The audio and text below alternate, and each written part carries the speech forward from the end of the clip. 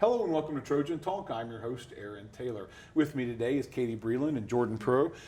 They are choreographers and dancers. We'll talk about that a little bit with the Troy dance program. I want to thank you both for being here today. Thank you. Thanks for having And us. we're talking about art in motion. It's the second year that the university dance program has done this, where you're incorporating art and dance all together. Kind of give us an idea of what this is all about. Yeah, so something we're really trying to get involved in the dance department and the theater department is integrating different types of art in our dance pieces. So this year we're taking photography students, their work, and creating pieces based on their photographs.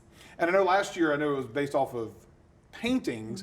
This year it's photography. Yes. So, but still having to base dances off of a piece of artwork. Is there any kind of particular challenge that you face having to do that sort of thing?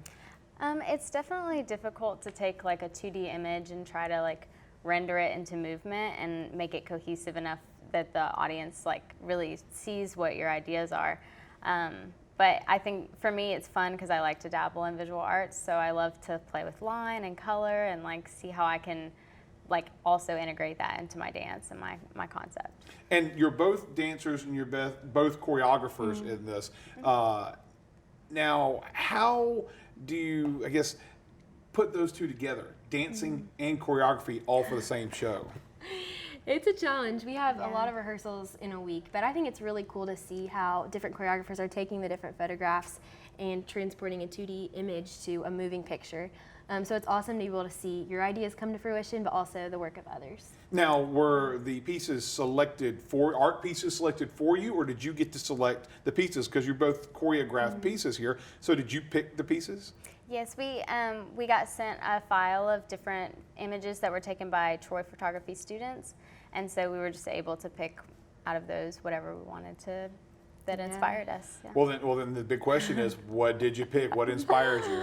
I chose a picture of hands, and so my work has a lot of movement with the hands, and I just played with all sorts of ways that we can show what human hands are in my work. And yours? My piece is called Cultivation, so it's all about growth and development, and so I picked a picture of a flower.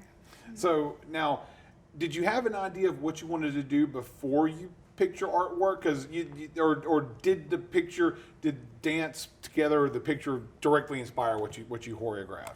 I started with the picture. I really had no idea where I wanted to go, and when I saw that work, I was incredibly inspired, and it was what motivated my piece.